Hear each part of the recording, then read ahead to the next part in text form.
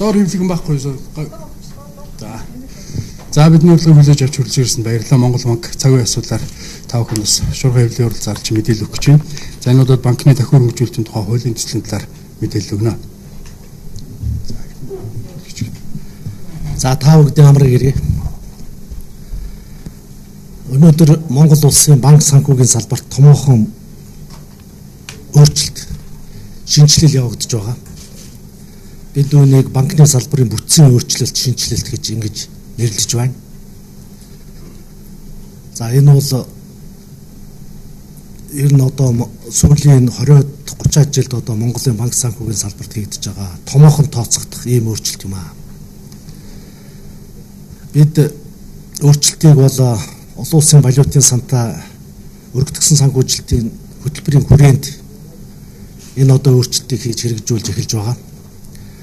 За өөрчлөлтийг хийхин тулд эхлээд бид бүх одоо арилжааны банкуудын эрүүл мэнд одоо ямар байгаа вэ гэдэгт онцлогоо хийсэн. Онцлогоог одоо бид активын чанарын үнэлгээ гэж нэрлэж байгаа. Активын чанарын үнэлгээг олон улсын аудитын томоохон компани болох PricewaterhouseCoopers буюу PwC гэж нэрлэдэг энэ компанитай одоо хамтарч активын чанарын үнэлгээг хийж хэрэгжүүлж авлаа. За чанарын үнэлгээний үр дүн бол бидэнд одоо бас боломжтой айтаахан үр дүн гарч ирсэн.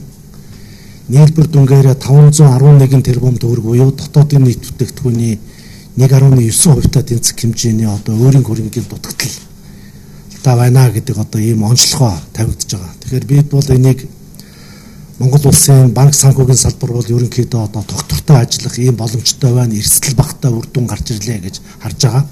Олон улсын валютын санч ингэж үзэж одоо өөрийнхөө мэдгдэлтэй бол энэ талаар одоо дурдсан байгаа.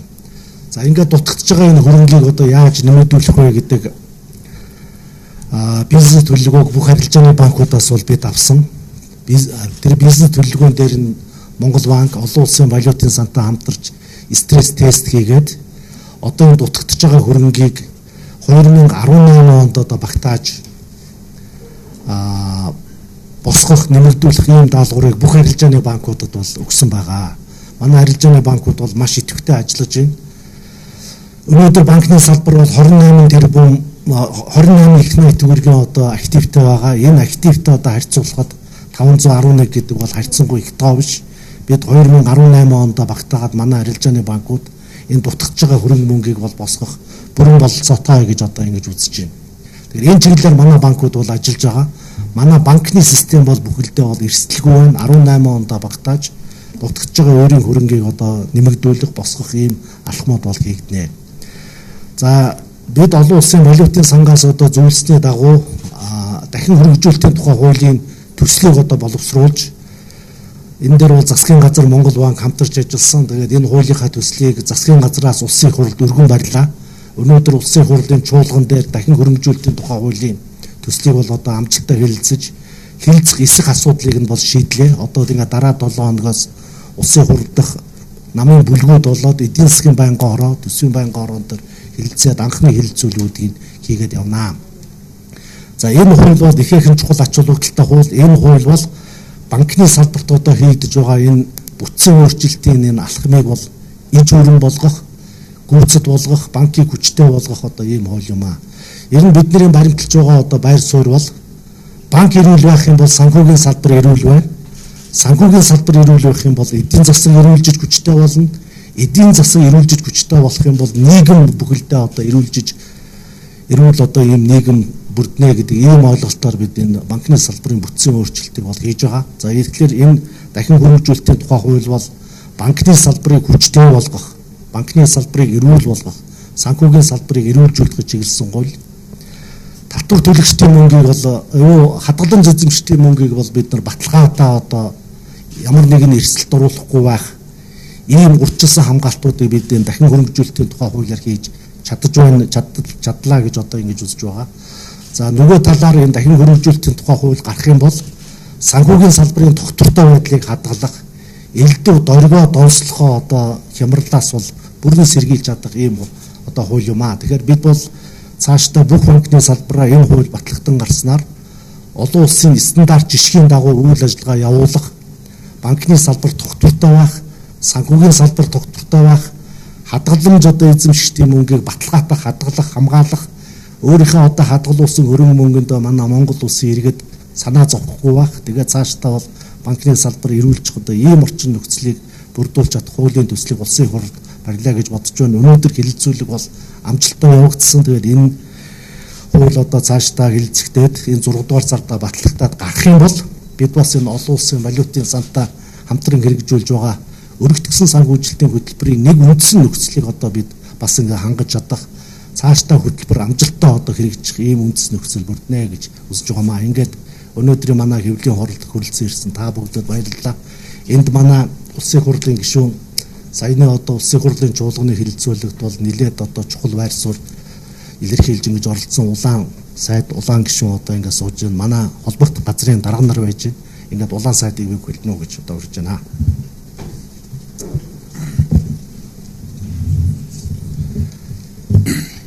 За улсын хурлаар засгийн газар Монгол банкнаас өргөн барьсан хуулийн төслийг хэлэлцэхээр ингээд сая хэлэлцэн шийдлээ. Ингээд эдийн засгийн байнгын хороо, төсвийн байнгын хороогоор энэ асуудал хэлэлцэгдэж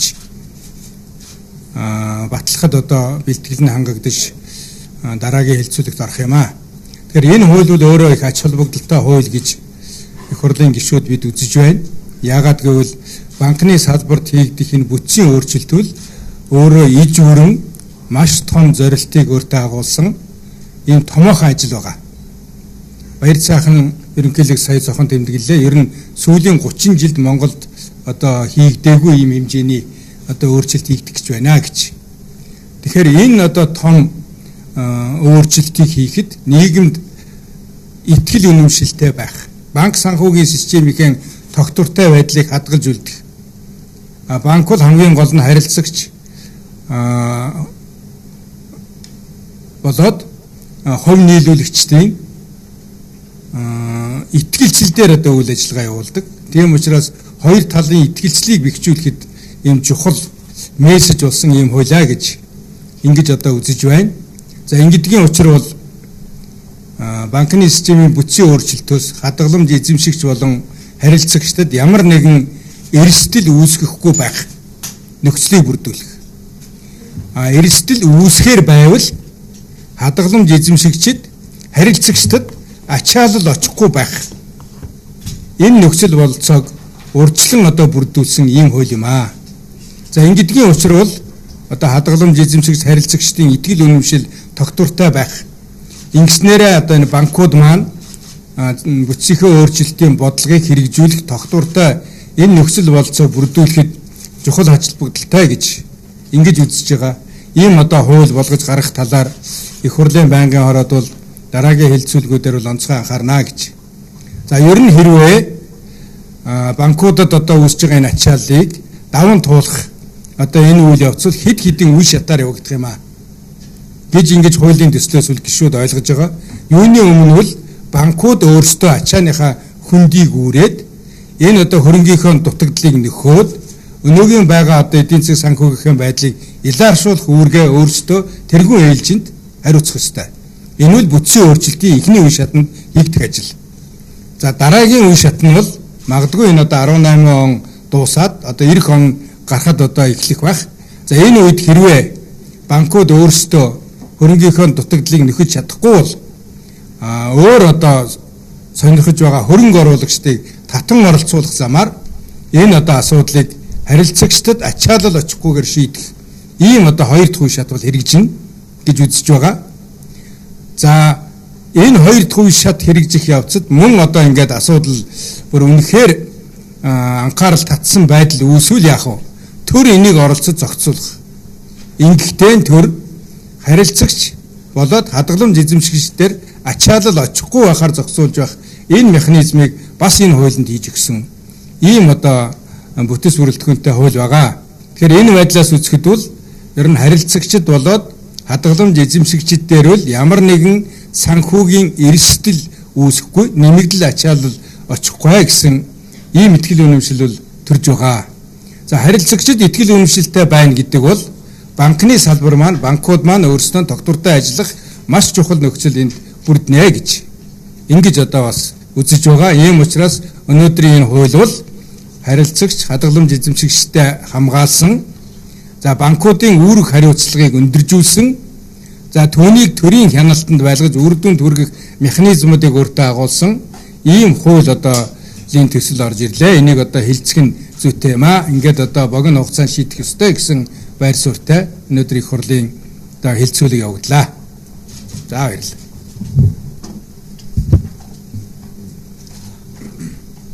За манайхнаас хуулийн төсөлтэй холбоотой сонирхсан асуулт байвал 3 асуулт авъя. Байгууллага нэрээ хэлээд асууж.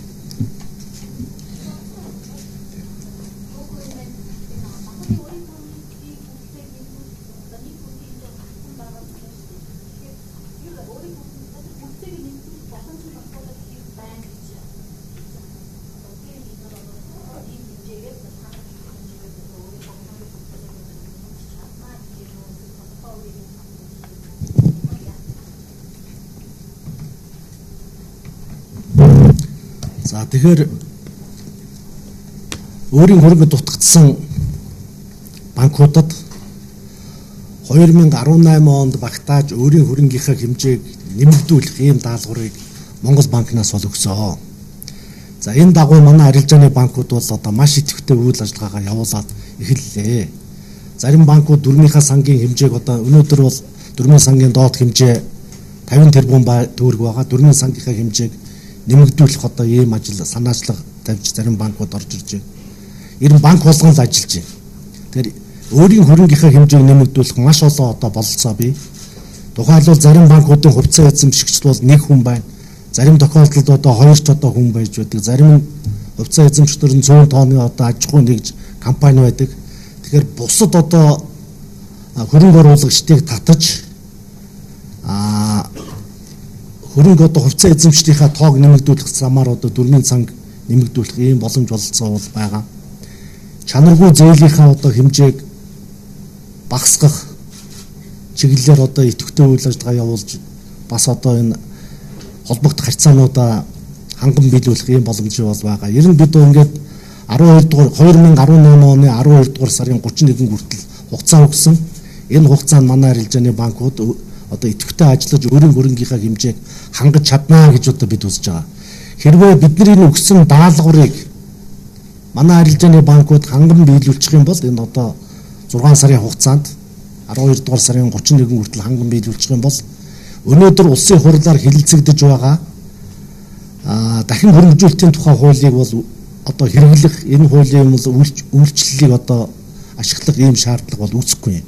Банкуд бол өөрсдөө хөрөнгө олчих учраас хэрвээ тэгж чадахгүй бол төрөөс тодорхой хэмжээний үйл ажиллагаа явуулна. Банкуудын одоо өөрийн хөрөнгөд бол засгийн газраас тодорхой хувь нийлүүлж оролцуулаад тэр одоо банкуудын системат бүх банк биш системат жолгодолтой банкуудын одоо дөрмийн санд засгийн газар хувиа одоо эзэмших замаар энэ одоо асуудлыг шийдэх ийм л хуулийн төсөл байгаа. За би Монгол банкны ерөнхийлөгчийн хувьд бол өнөөдөр хэлэлцэж байгаа энэ хуулийг одоо ашиглах ийм шаардлага бараг үүсэхгүй юм шиг байна. За ингээд олох гэж байгаа мөнгөний хэмжээ бол харьцангуй бага. Сая би та бүгдэд бол тоог хэллээ. Энэ мөнгийг бол манай арилжааны банкуд 2018 онд багтаагаад бүрэн бүрдүүлэх болцоотой гэж ингэж харж байгаа. Энэ бүх банкуд бол маш идэвхтэй ажиллаад эхэлжлээ. Энэ өөрийн дутагдал нь 500 гаруй тэрбум байгаа юм байна. Яг системийн ач холбогдолтой банкуд, жижиг банкуудын хооронд ялгаа байгаа юу? Яасан гинэ? Өөрийн дутагдлын хэмжээ нь системийн ач холбогдолтой том банкуд эсвэл жижиг банкуд энэ донд ялгаа байгаа юу? Энэ нэгдсэн дүн л 510 хэдэн тэрбум төгрөг юм биш үү? Тэгэхээр нийт одоо Монголын банк санхүүгийн системд 513 тэрбум төгрөг гэдэг бол энэ бол харьцангуй бага тоо. Дотоодын нийт бүтээгдэхүүний 1.9% тэнцэж байна гэдээ олон улсын валютын сангаас бол зарлчихсан. Энэ тоог бол дэлхийд даяар мэдэж байгаа. Тэгэхээр энэ тоог бол одоо энэ хэмжээний их усрыг манай банкуд 2018 онд бол багтаагаад олж ирэх одоо бүрэн бололцоо бол байгаа. За бол банк болгоноор бол янз бүр одоо энэ бүрийн тоо бол одоо яригдж байгаа. Тийм учраас яг хөө том банкудаар бол жаахан том тоо, жижиг банкудаар бол жижиг тоо байгаа. Гэхдээ нийт активтэй нь одоо харьцуулаад үсэх юм бол харьцангуй одоо боломжийн тоонуудаа. Тэгэхээр энэ одоо дутагдж байгаа хөрөнгийн хэмжээг 18 онд багтаагаад одоо бүрэн бололцоотой байна гэж төв банк үзэж байгаамаа. Монгол Лизээс нэг асуулт байна. Дахин хөрөнгөжүүлэлтийн хуулийг хэрвээ 18 онд банкуд өөрсдөө энийгээ бүрдүүлчихнэ гэж үзэж байгаа бол зайлшгүй энэ хуулийн төслийг батлах хэрэгцээ шаардлага нь юу байгаа юм? Хэрвээ банкуд өөрөө бүрдүүлж чадахгүй бол эрсдэл үүсгээд байна гэж ойлгож болохоор за тэгээд заавал хэрвээ банкуд өөрсдөө бүрдүүлж чадахгүй бол энийг засгийн газар өөрөө бонд гаргаж ингэж хөрөнгөжүүлэх хэрэгцээ шаардлага нь юу вэ? Одоо жишээ нь арилжааны банкны өмнөөс төр үүрэг хариуцлага үлээх гээд байна гэдэг ийм зүйлийг сөрөгчний хувьд бас шүүмжлээд байна л да. За манай хууль эрх зүйн газрын захирал Бат хариултаад. За баярлалаа. Тэгэхээр энэ хуулийн туршлаганд бол банкыг дахин хөрөнгөжүүлэх гэсэн юм нэртэй. Дахин хөрөнгөжүүлэх тухай. Тэгэхээр энэ дээр ямар ойлголт гарч иж байна гэхээр дахин хөрөнгөжүүлэх гэж юу юм бэ гэдэг ийм ойлголт гарч иж байгаа. Тэгэхээр дахин хөрөнгөжүүлэх гэдэг энэ ойлголт маань бол нэлээд өргөн агуулгатай ийм ойлголтоо. Энэ дээр юуг хамруулж ойлгож байна гэхээр тухайн банкуд нь эхлээд өөрсдийнхөө хөрөнгөөр дахин хөрөнгөжүүлэх ийм болцоог биднээс нээж өгч байгаа. За дараа нь хэрвээ өөрсдийнхөө хөрөнгөөр болцоо байхгүй бол бусдаас одоо бусад аж ахуйн нэгж байгууллагаас хөрөнгө татвар хөндрүүлэх хөрөнгө оруулалтыг хүлээн авах чиглэлээр өөрсдийнхөө одоо энэ дутагдж байгаа хөрөнгийг одоо бүрдүүлэх юм болцоог нь бас нээж өгч байгаа. Тэгээд хэрвээ эхний энэ хоёр үе шатын хүрээнд банк бол одоо хөрөнгийн их усүр олох ямар ч болцоогүй байгаа, боломжгүй байгаа ийм нөхцөл байдал дээр тодорхой нөхцөл шаардлагыг хангасан тохиолдолд энэ хангасан гэдэг маань Монгол банкнаас бол эхний хоёр энэ үе шатны өрөөнд одоо хөрөнгөө бүрдүүлж чадаагүй банкнуудын хувьд тодорхой бас шалгуур үзүүлэлтийг нөхцлүүдийг тавьж байгаа. Тэр шаардлагыг болцооны хэрээр хангацсан ийм банкуудын хувьд бол одоо дараагийн шатнд 3 дахь шат нь бол төрөөс одоо хөрөнгө оруулалт хийх маягтай хэлбэрээр одоо оруулж ирэх ийм одоо зохицуултыг явьж байгаамаа. Тэгэхээр энэ хуулийн төсөл маань одоо та бүгд бас зөв талаас нь ойлгох ёстой. Банкуд өөрсдийнх нь үйл ажиллагааг нэлээд идэвхжүүлэх. За энэ зохицуултын хүрээнд бас энэ хууль эрх зүйн зохицуулт нь бол хуулийн төслөөр зайлшгүй тусгагдсан байгаа учраас хуулийн төслийг бол батал гаргахаас өөр арга бол байхгүй. Ийм нөхцөл байдал байгаамаа.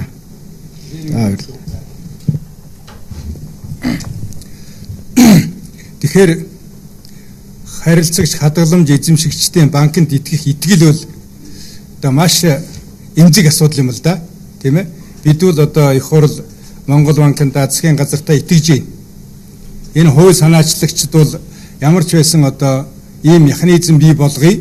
Гэхдээ энэ хуулийг хэрэглэх одоо тийм шаардлага бол бараг л үүсэхгүй гэж нотолж байгаа. Тийм ээ.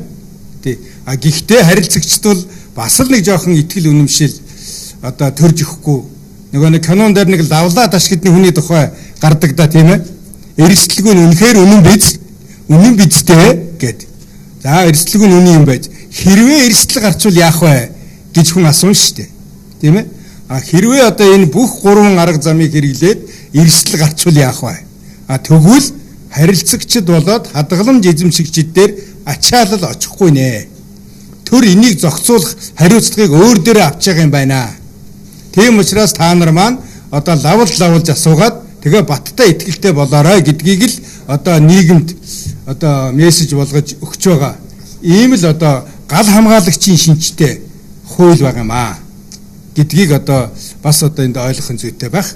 Ер нь олон улсын валютын самбал бүтцийн өөрчлөлт хийх хөтөлбөр тохирсон энэ одоо зөв бодлогоо хэрэгжүүлэх явцад эрсдэл гарчихгүй байлгахыг одоо бас одоо давхар бодож энэ одоо хөтөлбөртөө тусгасан байгаа юм. Өөрөөр хэлбэл одоо харилцагчид хадгаламж эзэмшигчдийн зүгээс эргэлзээ бий болчихгүй. Эргэлзээг дагаад бас нэг хардлага үүсчихгүй. Хардлага үүсвэл нөгөө улсдын буруу зөв хөдөлгөөн үүсчихнэ. Тэгээ ийм байдал үүсгэхгүй байхын тулд ийм итгэл үнэмшлийн баталгаа болгосон хууль гаргаа гэж. Ингэж одоо тохиролцсон учраас энэ хууль гарч байгаа гэж бид ойлгож байгаа. Энэ л агуулгад нь одоо нийцүүлж хуулийг бол одоо хилцэж батална гэж хурлын гишүүд бол ингэж л одоо үзэж байгаа да. За баярлалаа. Банкны салбарын бүтцийн өөрчлөлтийн асуудлыг манай Монгол банкны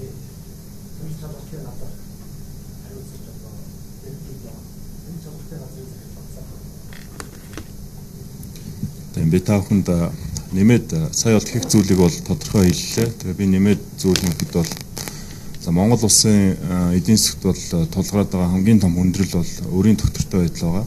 Тэгэхээр дунд хугацаанд бид нар өрийн тогтвортой байдлыг хангахын тулд эдийн засгийн өсөлтийг хангах хэрэгтэй байгаа. За эдийн засгийн өсөлтийг хангахад бол хамгийн гол чухал зүйл юу гэдэг вэ? Санхүүгийн зуучлал хэвийн найдвартай бол ажиллах хэрэгтэй. За Монгол улс бол санхүүгийн систем бол банкны систем бол зонхилсон ийм бол систем байгаа. Ийм учраас банкны систем эрүүл байж санхүүгийн зуучлалыг үр ашигтай явуулах нь бол эдийн засгийн өсөлтийг хангах, улмаар өрийн тогтвортой байдлыг хангах гэсэн ийм том зорилтуудыг бол хангах хамгийн гол хөшүүрэг бодоод байгаа. Тийм учраас энд бол банкны системийг эрүүл болохын тулд биднэрт бол алдах хэрэг байхгүй. Тийм учраас бид нар ийм түрүүний хэлдэг шиг ийм гал хамгаалагч маягаар энэ хуулийг бол оруулж байгаа. Улмаар бид нар эдийн засгийн өсөлтийг хангаа зогсохгүй мөн харилцагч хадгалах эзэмшигчдийн мөнгийг бас найдвартай байлгахад бол энэ ажил бас давхар чиглэж байгаа.